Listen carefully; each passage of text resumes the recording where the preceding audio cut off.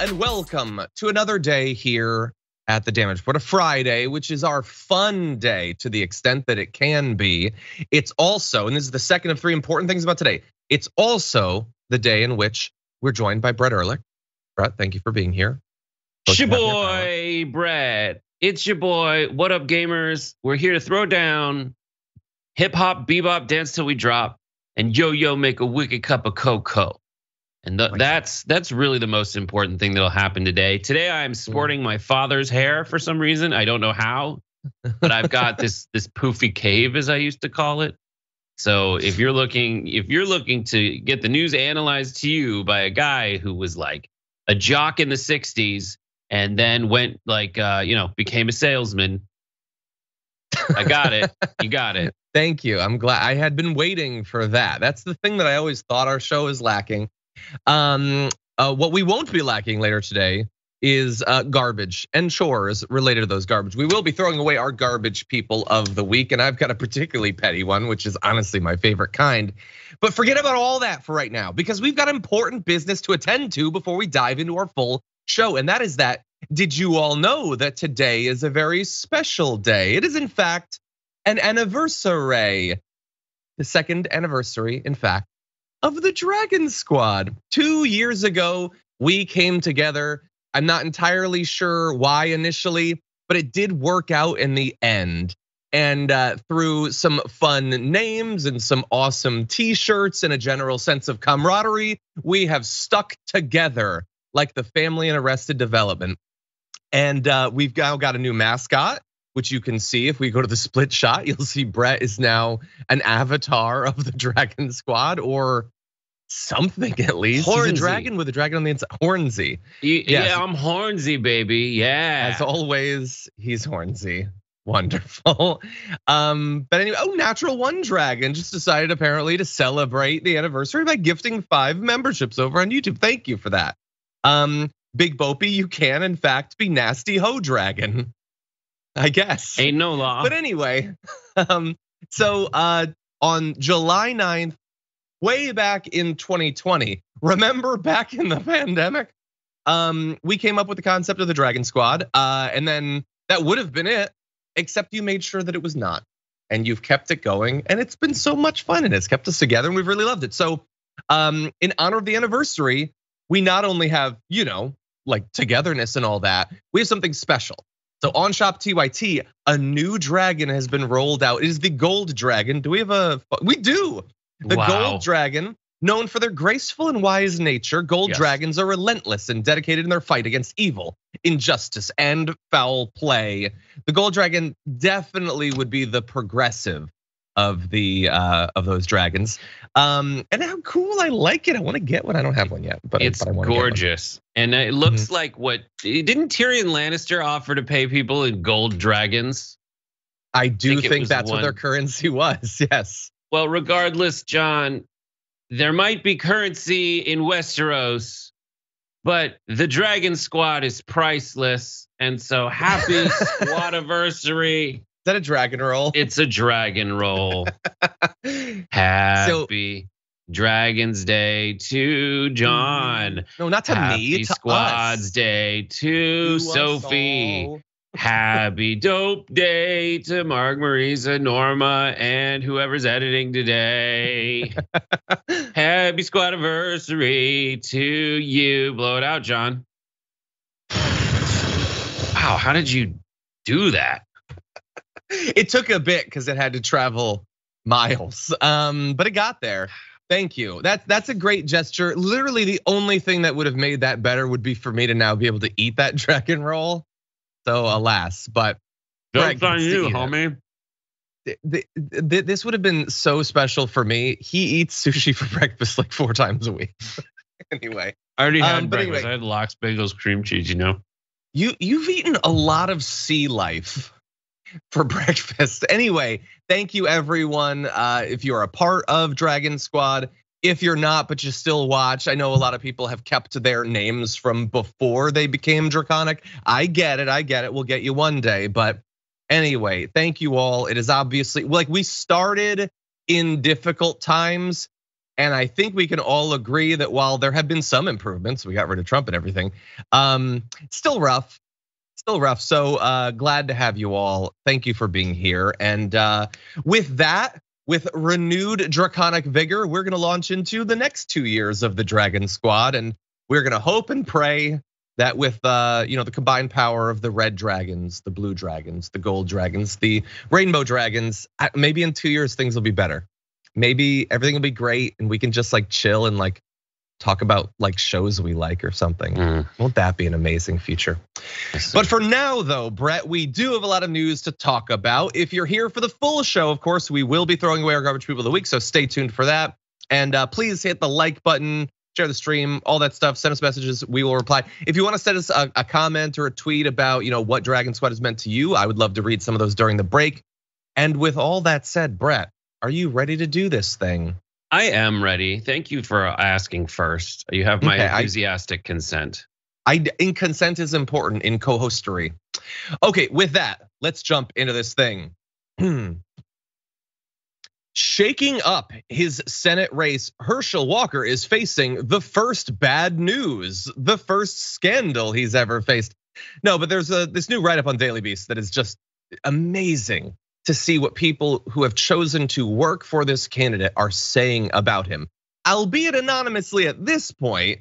But you can take a look at the article. It's Herschel Walker lied about his secret kids to his own campaign. Now, you already know about the details of that, right? That's actually not what's so fascinating about this article. Now, they do go in depth into the timeline of behind the scenes, him apparently continually reassuring his own closest aides and staff that he was not concealing any more children from them before oopsie doopsie he was. And so he had to admit that he had lied to them. In many cases, after they had already gone out to bat for him, making statements about how he was telling the truth. And it just keeps happening over and over and over again. But at the end of the day, we mostly know about that. And of all of the issues with Herschel Walker, I think that however many children he has, that's like literally the least of my concerns. Far more concerning is what his aides actually now think of him. And they are becoming increasingly open and free about talking about it. And we have to dive into this because some of these quotes are amazing. So the Daily Beast says, with some great reporting, emails and texts show advisors discussing how they don't trust Walker, both to tell the truth to them and to handle campaign events properly, and harboring concerns that he isn't mentally fit for the job. He spouts falsehoods, quote, like he's breathing, this advisor said, which he needs to make a conscious effort to continue to do.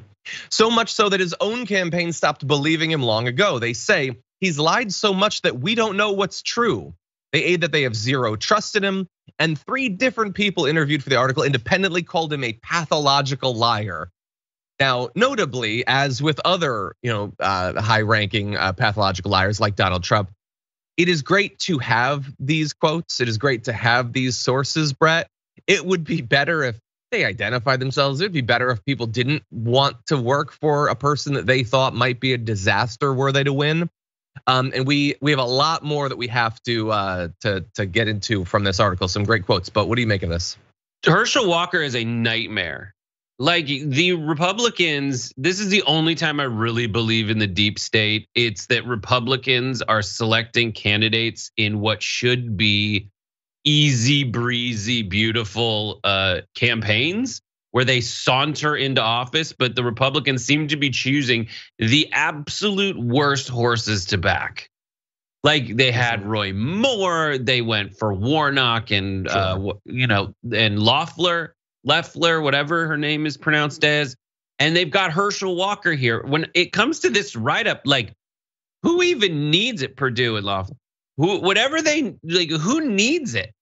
This guy with his "I am a family man of the Lord" story, and then it's revealed that he has more kids out of wedlock than Elon Musk. It's a nightmare. This is a guy who went on TV and said, I might be 1 or 2 words off.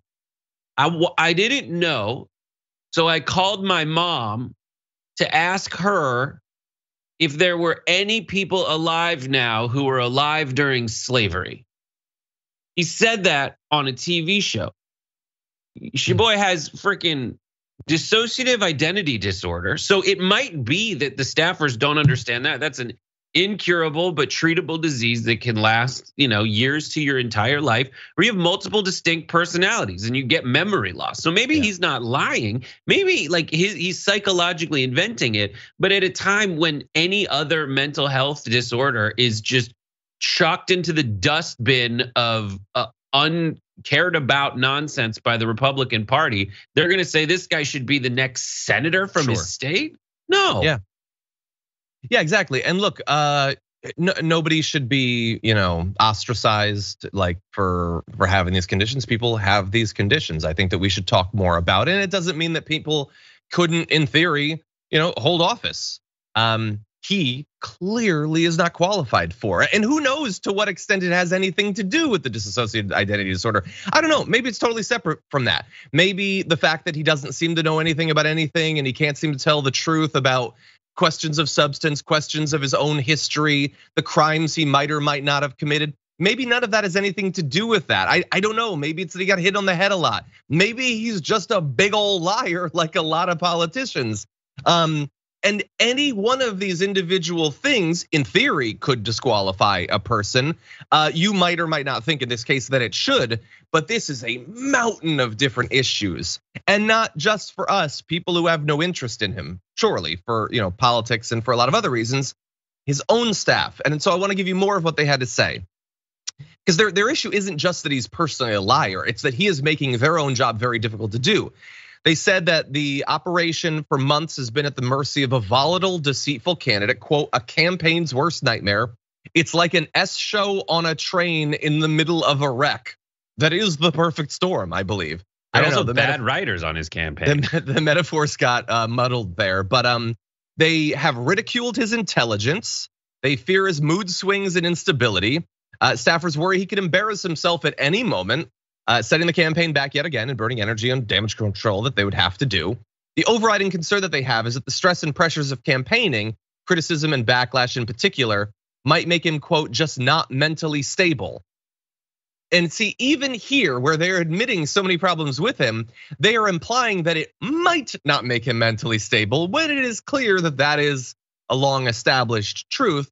And by the way, again, all the lies and all that stuff isn't just about the kids. I will remind you, in case you don't know about the early chapters in this crazy book, he has claimed that he was a trained FBI agent and worked for law enforcement, which isn't true.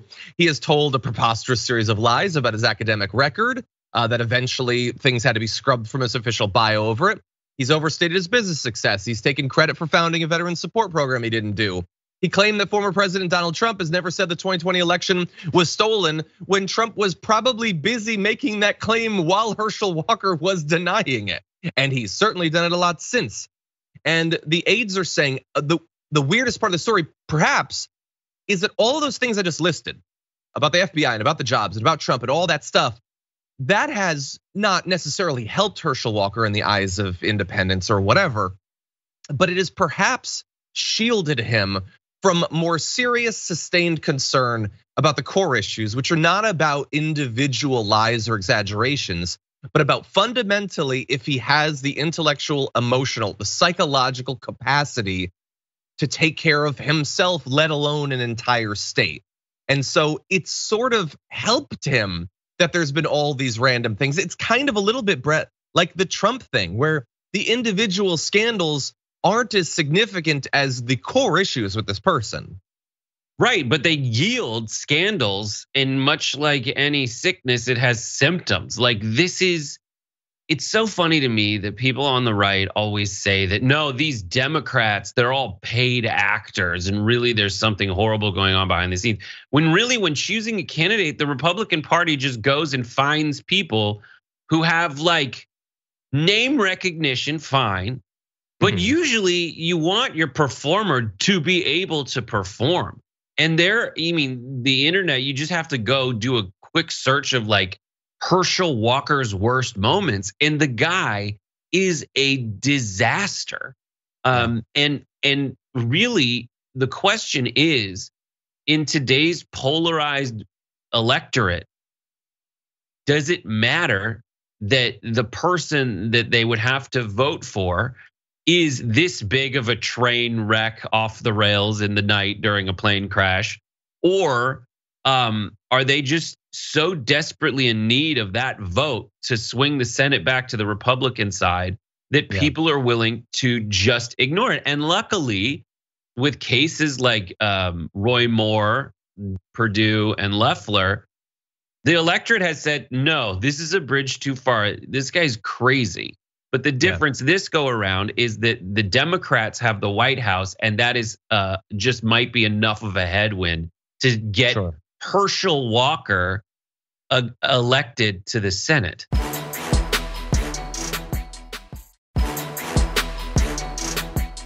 Well, and we're going to dive briefly into the evidence of whether that might happen in just a sec. But following the revelation from so many of his aides, apparently, that Herschel Walker is a massive liar, that they consider him a massive liar, that they don't think he's capable of serving in office, that they're worried that he's going to tank the campaign. Well, let's figure out now how the next steps might affect his campaign. He still has to, appear places. They have a strategy, by the way, which is keep him off of TV. Try to keep him on script. That's damn near impossible, according to them. And you can read the Daily Beast article about it. He doesn't listen to them, apparently. And here's what they have to say about his ability to conduct literally any interviews in any venue. He screws up on Fox News where people agree with him. So the idea of him taking an adverse interview or interacting with people who don't agree with him is a non-starter. They liken the prospect to sending him into the lion's den. And the thing is, traditionally in these sorts of races, eventually you have to interact with at least one person, which would be the person you're running against.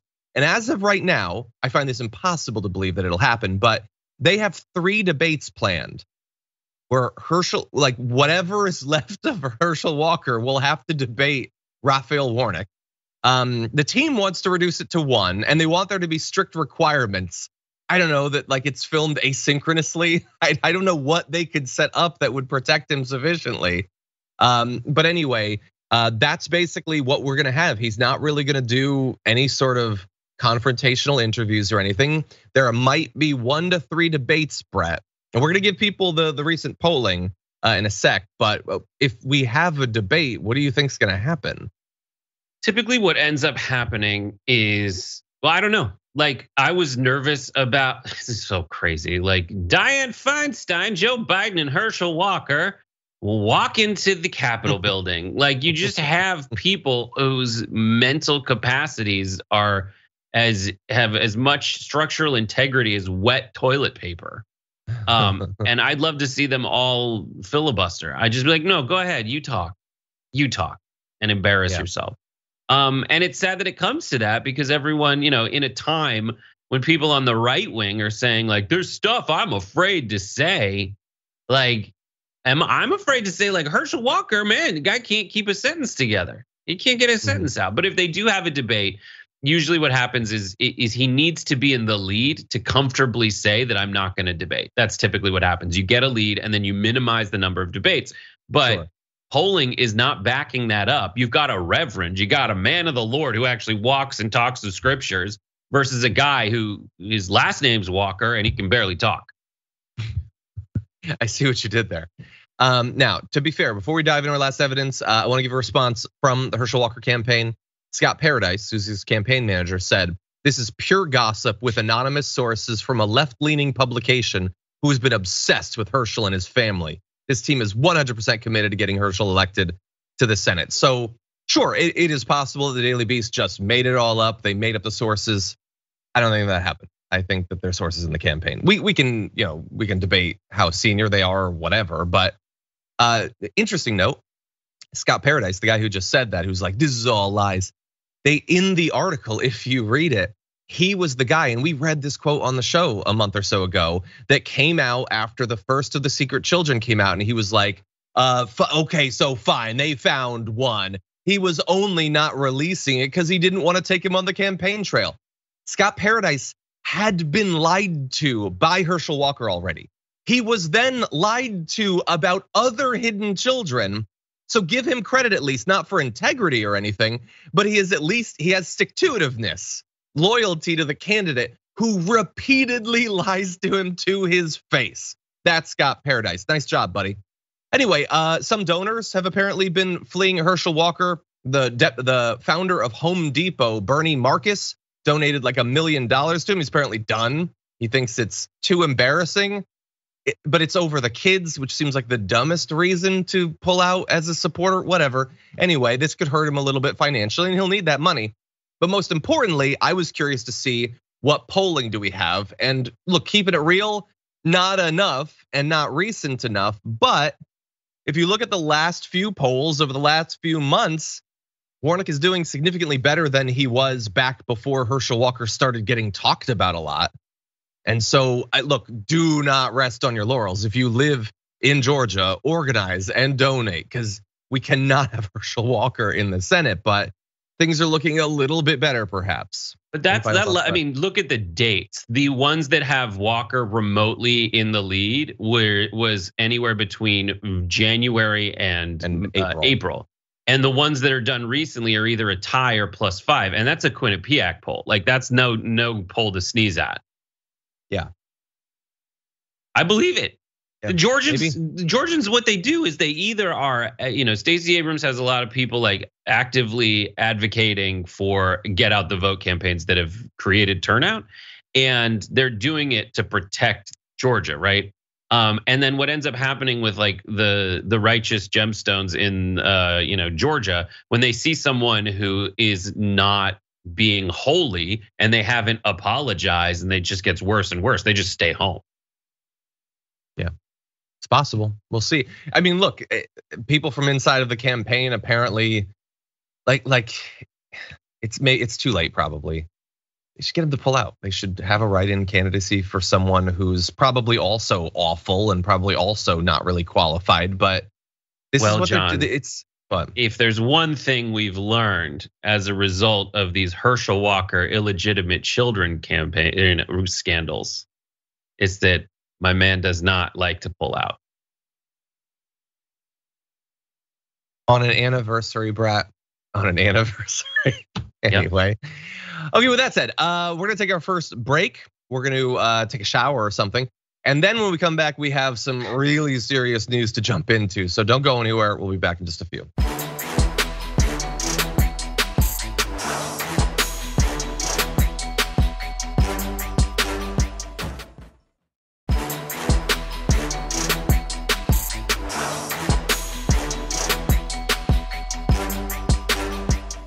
Northern Ice Dragon says, when I first subscribed and called John a light in the dark, he chewed me out for calling him that. I think he's finally understood just how much he and other progressives mean. Well, thank you. I chewed you out? That doesn't seem like me. And the fact that you would say that to me, that you would imply that, and sully my name, be gone from the chat, sir. You're doing it again, John. You're chewing them out. History hath repeated itself. Anyway, thank you for being here. Thank you for being here. It's nice to have an anniversary. I feel like I have another one that I should probably remember. I don't know. The Dragon Squad one's the important one. Anyway, Sophie's getting annoyed. So with that, let's jump into serious news. In the most shocking, perhaps, news of at least the past few months, the former leader of Japan, Shinzo Abe, was successfully assassinated. Devastating that late last night, the news came out that he had been shot, which is shocking, not only because he's a former world leader, that he is in Japan, a country that has a very significant gun control laws, but that eventually the news broke hours later that he had passed as a result of it. He was most recently in office from December 2012 to September of 2020, was Japan's longest serving prime minister and resigned in 2020 for health reasons, but remained influential in politics. And in fact, he was shot at a sort of campaign speech. He had been appearing in public and giving a speech when he was attacked outside of a train station. Security officials were seen tackling a man in a gray t-shirt and beige trousers. He has since been identified as an unemployed 41-year-old. He admitted to doing it, and we are still trying to figure out what the motivation was. They say at this point that he believed Abe was part of a specific organization, which the individual had a grudge against, but we don't know what organization that's supposed to be a part of. The other, of course, important question is how exactly he managed to do this when, as we said, Japan has very severe gun control laws. Well, Apparently, police have confiscated several homemade weapons from a search of his house. They described the weapon that he used as being 40 centimeters long, 20 centimeters high, but also implied that they were treating it with caution due to the possibility of a detonation. And in fact, when we go to this picture, you'll see that it is in fact apparently something that was cobbled together, a homemade weapon. You can see in this shot. And we have a few actually of the weapon, I believe. Do we have that? Okay, well, we'll go to it if we do. Anyway, police said that the firearm consists of 2 metal barrels attached to a wooden board more than a foot long. And why would someone go to the trouble of making their own weapon? Well, Japan's gun ownership restrictions do not allow private citizens to have handguns, and licensed hunters may own only rifles. Now, we definitely have to get into that angle of it, but Brett, like having a former world leader even successfully being assassinated is not something that happens often. It's a tragedy, I know, for a lot of people in that country and internationally. We're gonna give some of the reactions, but what do you think? It's just shocking because gun violence in Japan is so insanely rare. Like if you watch the video that has surfaced, there's multiple videos of the actual event from different ones from like a bird's eye view, but there's another one from street level. It's a giant explosion is the sound. It's more of like a combination of a gunshot and then like the bursting of a trash bag, like a lot of air exploding at once. And no one there thinks it's gunshots because you live in a country, everyone's just kind of looking around and then they realize what happens with the second one and then he falls. But it's tough in these situations. Like Shinzo Abe, someone who has, when you look at I read the New York Times obituary. I'm by no means an expert on Shinzo and Abenomics, but I am. He called himself, the party is a more right, it's more nationalist, but he invested in a lot of public works, essentially, like a bunch of investment from the government in government spending, essentially, to kind of help the economy, which was not in good shape when he took over. But like it's just one of those things where whoever is going, you can't just assassinate a politician, especially not in a country like Japan. This guy did it. He just said, yeah, I did it. And it's just the situation following it when you're learning specifics about his admission. Sure. And you don't really know exactly why he did it. You just know that he did it and then he owed up to it and then Abe's gone. Yeah, and I get, look, I'm seeing, like super chats that are coming in about, things that people disagree with him on. I get that. He was just assassinated. That's what I'll say. You can't assassinate, like even if you disagree with someone, you can't assassinate. We are against political violence in every single case. We are very clear about that. It's not an opportunistic thing for us. It's unacceptable. It's very rare, obviously, especially there, as Brett was talking about. And in fact, I want to give people stats. There were 10 shootings in Japan in 2021. I would bet every dollar that I have that there have been 10 shootings in America during this episode of the Damage Report. They had 10 in a year. 1 person was killed, 4 people were injured. And the majority of the shootings each year are linked to Japanese organized crime. And even that means 6 or 7, I guess, even for organized crime there. That is where it is. And we've gone over how strenuous their gun control is. People are talking about in the chat as well. You have to literally explain why it is that you want a firearm. You have to, as people are saying, describe where it is held and all of that. And as a result of that, you don't have shootings like this very often at all. Now, I have no doubt that the right wing is using the fact that someone was able to effectively make an explosive device that could propel a projectile. That is a thing that you will never be able to stop people from doing. That thus, why bother? What's the point? The fact that Japan has probably, thanks to their gun control laws, saved what? Thousands, tens of thousands, hundreds of thousands of their own citizens over decades will be ignored because of this tragedy. But yeah, it's devastating.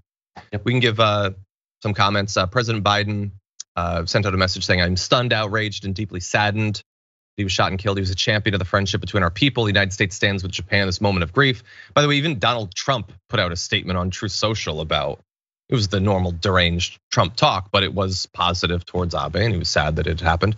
Barack Obama tweeted, "I am shocked and saddened by the assassination of my friend and longtime partner Shinzo Abe in Japan. Former Prime Minister Abe was devoted to both the country. He served in the extraordinary alliance between the United States and Japan."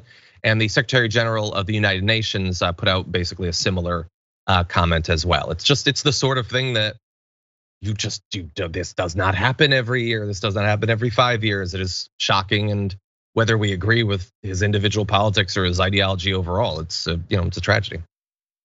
So sad.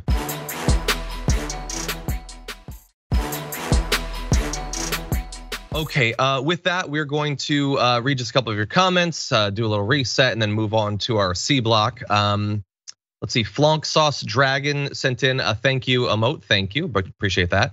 Florida Dragon sent in a super chat to say happy squad anniversary. Thanks for keeping us all sane and entertained. I do appreciate that. Jeff Raywell Stewart says this is probably the wrong target market, but I want my dragon name to be Dragon the Crispy. That like a Krispy Kreme? Is that like a? I think when you breathe fire on something, you burn it to a crisp, perhaps. That's probably what it is. Unrelated then, my friend and I got Krispy Kreme when we were in Knoxville, and I ordered a donut, and he ordered a big old box of donuts that was just filled with donuts. And I woke up the next morning and I went to his kitchen. He wasn't awake yet, and I ate one of the donuts. And then I realized that what am I trying for at this point? And I ate 2 more of the donuts standing there. Anyway, with that said, let's move on to our next topic. Even with the fact that many instances of police brutality, mistreatment, harassment are visible either on body camera footage or by citizens using their cell phones, even that fact does not mean that we get justice in the vast majority of these cases. But even so, man, they really don't like it when you film them. And your right to do so is already starting to evaporate. A new bill was just signed into law in Arizona on Wednesday that will make it illegal to take video of police within 8 feet of them. It states specifically, it is unlawful for a person to knowingly make a video recording of law enforcement activity if the person making the video recording is within 8 feet of where the person knows or reasonably should know that law enforcement activity is occurring. And if you do record police within 8 feet, you can face a misdemeanor charge after they're warned once to back up. Now, as I said in our production meeting this morning, this is scary. I get it. A lot of people are gonna be worried about this, but the good thing about it is that cops are now bound by this 8-foot thing. And if you are more than 8 feet away, they would never abuse this. They would never try to stop you from exercising your rights so long as you're 8 feet away, Brett. So it's bad, but I guess it could be worse because as long as you're 8 feet away, you'll be fine. No, how many of these interactions with traffic stops are filmed by the person being stopped in the traffic stop? That means you can't have a. We will get to there are some exceptions, including if you're the individual person. We will get to that. But we know that a lot of these are a friend of the person who's being detained or attacked or whatever, a bystander who comes across it. My point being, they're not gonna care about the 8 foot. There's no sensor on the camera that like afterward can be like given to the court that, no, this confirms I was 9 feet away at the point. They're gonna use this to stop. They already try to stop all filming even without this law. They are going to take this and they're gonna run with it. Right, and what's to stop the police officer from just walking up to you and closing the distance between where you're filming, especially in an incident where there's multiple cops that have reported to the scene, or a partner that is going to essentially box you out. That's exactly what's gonna happen. And listen, I don't understand why they wouldn't be for more evidence. There's a difference. There's gotta already be, and I hate when I speculate like this, but there's gotta already be some kind of ordinance regulation in place for essentially, I don't know, it's very stupid. There's got to be some ordinance in place that if you are actually interfering with the cops as they're trying to do whatever they're doing, you get in trouble for that. Like if you take your camera and you put it up in the cop's face and you touch the cop, like that's already illegal. And I understand like there's situations where people swarm all the time around cops. And I see so many videos on public freakout that are just trying to get famous and are kind of involving themselves in something that doesn't have anything to do with them, where nothing obviously is going wrong, but they're like, I should be able to film anyway. That is an issue, but its solution is not this. No, this is, and look, I know some people are saying like, how could this possibly be constitutional? Well, like, what does that have to do with anything? these days. What is it? Constitutional? What are you even talking about? They got a supermajority. They don't care. Yeah, no, this is, yeah, you're right. There are some cases in which theoretically a person could be interfering. There are also a lot of cases where the cops are beating the hell out of someone or killing them and need to be filmed. This personally, like, I'm not gonna do this obviously, but I imagine selling phone cases that just have a 9-foot tape measure. But again, it doesn't matter. Originally, this was supposed to be 15 feet, and then they compromised. They brought it down to 8. It doesn't matter. They're not gonna let you film. They're gonna get in your face. They're gonna assault you. They're gonna do that. Now, I wanna give more details just in case. The law applies to situations in which a police officer is questioning a suspicious person, conducting an arrest, issuing a summons, or enforcing the law, and handling an emotionally disturbed person who is exhibiting abnormal behavior. So everything, I guess, everything is the situations. And here are the exceptions. It makes exceptions for police activity on private property in which the person who is recording is authorized to be on the property, but specify that an officer can order the person recording to leave the area if the law enforcement officer determines that the person is interfering in the law enforcement activity. Well, thankfully, that's very specific. So again, that couldn't be abused. The law also says that a person who's the subject of police activity can record as long as they're not being handcuffed, searched, or subjected to a field sobriety test. And people in a vehicle that has been stopped by police can record if the occupants are not interfering. Again, they will determine what counts as interfering. And even if you're the person being interfered with, now that they know they're allowed to stop you from recording if they're doing one of those 3 things, do you think they might just start to do those things? Again, this is not just ripe for abuse, it's designed for abuse. That is the entire purpose of it. But we compromised on the number of feet. And all we did in response is say where you should reasonably know that law enforcement activity is happening. Or if any of the things that you probably should be filming cops to make sure they're not messing up with, if any of those things are happening, we still get that in our compromise situation. It just went from 15 to 8 feet. Yeah. Like that, just specifically, reasonably expect law enforcement activity to be happening. Like that, I'm being reasonable without any training, but you police officers are probably gonna tell me, actually, it's reasonable in this 50-foot radius to expect that someone else from police, a law enforcement's gonna be here. Yeah, it's just ridiculous. Matthias is saying a super chat so they can arrest journalists. Well, look, in advance of this, a lot of those organizations that stick up for First Amendment journalistic rights, they were pointing that out. Yeah, they don't want to be filmed.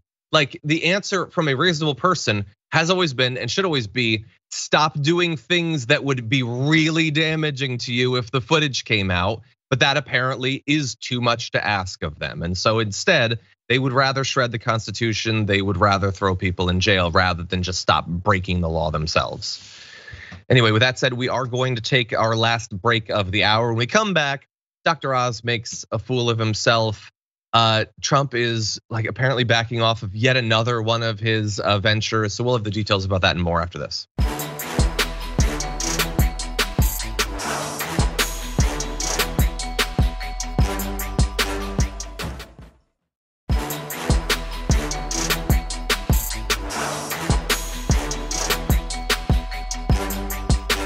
The Dragon Boy. Oh. He's developing more of the lyrics. I think we're getting towards the first draft. Anyway, with that, let's dive into another insane candidate with this. These radical left-wing politicians advocate for criminals first. They want shorter sentences for dangerous criminals, sanctuary cities to be a safe haven for criminal illegal immigrants, and cashless bail. I'm not into it. Yeah, well, of course, he's not a fan of that. He's a rich person and he can always use his economic means to get out of justice. Regular people that are held for no reason for long periods of time because of their inability to pay would not be a big concern of his. But what you saw in that video was Dr. Oz, candidate for Senate in Pennsylvania, notably, delivering lines half-heartedly. He doesn't really know about this stuff. He doesn't really care. He just, for some reason, wants to be a senator. What he said, though, is not what's important about that video. What is important about that video isn't even the candidate. What is important about that video is the background, because it revealed something interesting, and that was identified by the man he's running against, John Fetterman, in this tweet. Pro tip, don't fill an ad for your PA Senate campaign from your mansion in New Jersey. And he's kind of onto something, because if you go to this next graphic, Insider did a little bit of detective work, and the shelf and that little statue thing sure does seem like it comes from promotional photos of a tour of that mansion in People magazine back in 2020. And wait, how is this possible that he would be filming this from a mansion he owns in a different state? Oh, because he doesn't really live in Pennsylvania. He's running there, but he has no real connection to the state. He doesn't live there, and he apparently, even while actively campaigning, doesn't bother to actually live in the state. So anyway, a lot of people are having fun with this. Bill Pascrell Jr. says, "Let me thank my North Jersey constituent, Dr. Oz, for cutting his Pennsylvania campaign ads right in our North Jersey district. These commercials help showcase our beautiful garden state." I love that. And John Fetterman, who either he himself or his team, not that bad with the memes, tweeted, "Tough out there for a simp," with the Office meme of Dr. Oz's new campaign video and Dr. Oz's King George mansion in New Jersey. They're the same picture. You gotta love it. He's barely even trying. And it might hurt him in the end. We'll get into the polls again as we did with Herschel Walker, Brett, but what do you make of this? Just a quick reminder of the other burns Fetterman did. There was another tone deaf, nails on a chalkboard, fake attempt by Dr. Oz to appeal to blue collar workers. And so Dr. Oz put on a hard hat and got in a bulldozer or crane or something. And Fetterman retweeted like a photo of a child's tractor toy and a little baby inside it, kind of just devastating. And so it looked like Oz tried to take that lesson. And he's like, listen, we're not gonna go outside. We're not gonna be pretending to be someone we're not. And what's amazing about this, that every Pennsylvanian needs to appreciate and understand, which they probably do on an instinctive level, Dr. Oz in reality is not a genuine person. He's lying about every position. And B, he's not a Pennsylvanian. Yeah. He really is from another state. He's a carpetbagger trying to take from you anything he can get. And luckily, he's a doctor, because at least then he has some medical experience to handle all these sick burns he's getting from Fetterman. He should probably put a salve on that or something. Anyway, they're trying to explain away that like, no, it's that he's got renovations going on in a house. And so he's doing a thing over there, but for some reason he's not even there. He's all the way in a different state. But like, how crazy is that? That's their spin on it, is the guy was in his second home because his other residence is getting renovated. Tell me more. Tell me what you're putting into that house. Exactly. Is there rot in the floors? Are you getting like a better teak? I bet it's real nice. If I had to guess, I'd say that it's probably really nice. Anyway, now let's do what we did in the Herschel Walker segment. We're gonna jump ahead to graphic 6 and talk about what we know of how this might be going. Oz's unfavorable rating is apparently 50%.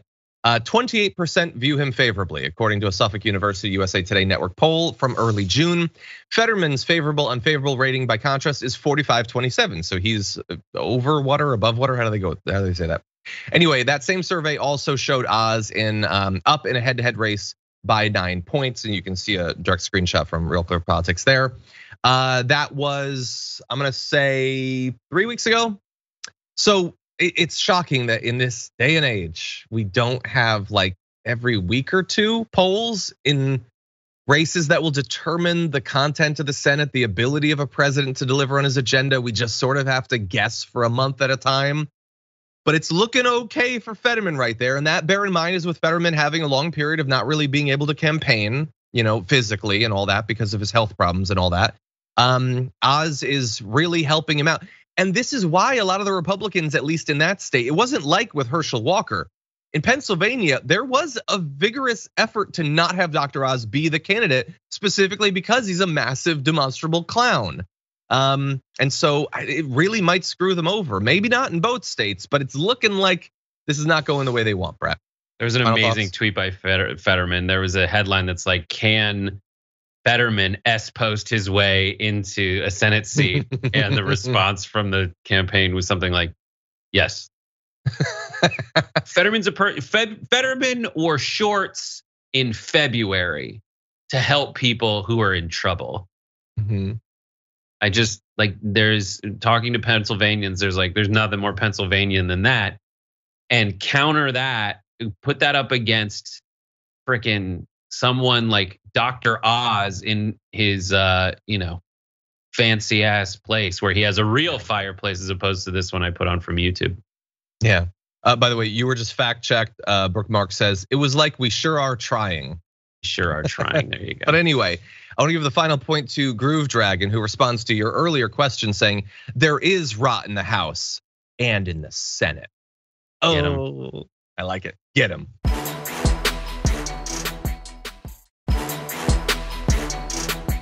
Let's jump into our last story of this first hour. After literally months of badgering and mockery from me and others, Donald Trump did start to use Truth Social, finally. But that doesn't mean he's all that attached to it. In fact, he seems to be backing off in another sense. Donald Trump has apparently removed himself from the board of the social media company that manages it. Apparently, just weeks before the company was issued federal subpoenas by both the SEC, the Security and Exchange Commission, and a grand jury in Manhattan. So the timing is at the very least certainly spicy. Now, this has been reported widely. That said, Truth Social wants to reassure you that he has not in any way backed off. In fact, they say, contrary to an exclusive fake news story filed by a reporter who is incapable of understanding state business records, Donald Trump remains on the board of Trump Media and Technology Group. In fact, the reporter acknowledges that Trump's title is chairman, but apparently has no clue what a chairman presides over.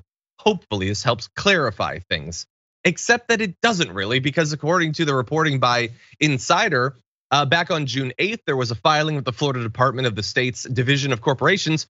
Trump was removed from his position as chairman of the Trump Media and Technology Group. So I don't know, maybe you guys should talk to each other. You've got a social media network to do it on.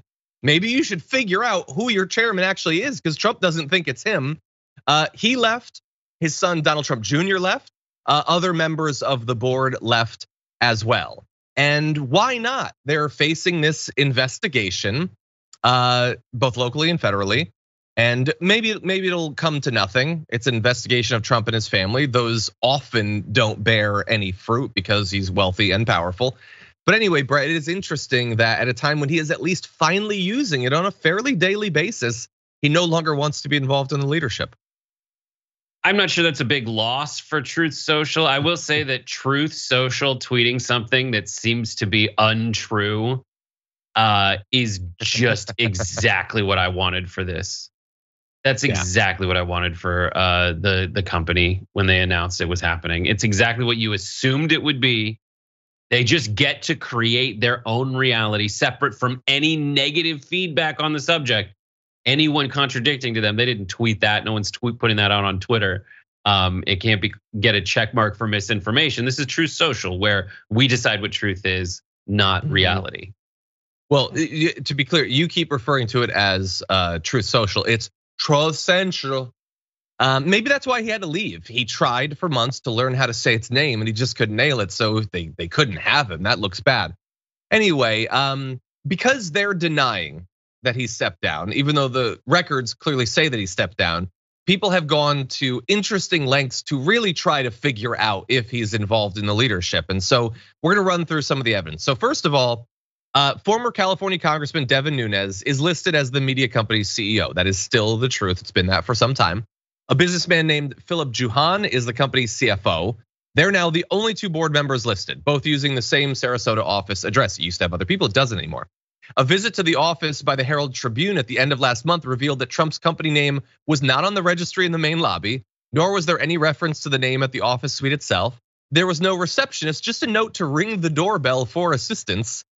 And anyway, they put out a statement saying that they're going to comply with the subpoenas. It seems like they probably should, but this is shady enough to demand investigation, but also how could this possibly work to shield him from culpability? If they did something illegal and he leaves way after, I don't think that that'll work, but I'm worried that it might. Yeah. This is just right up there with the ad on Reddit for Parler, where it's like, it's free speech, that's our vibe, but they disabled comments on the post. Oh, I saw your post about that. That was nice. Okay, buddy. If you just on the podcast or the linear show, that's it for now. But there is more to come, so don't go anywhere.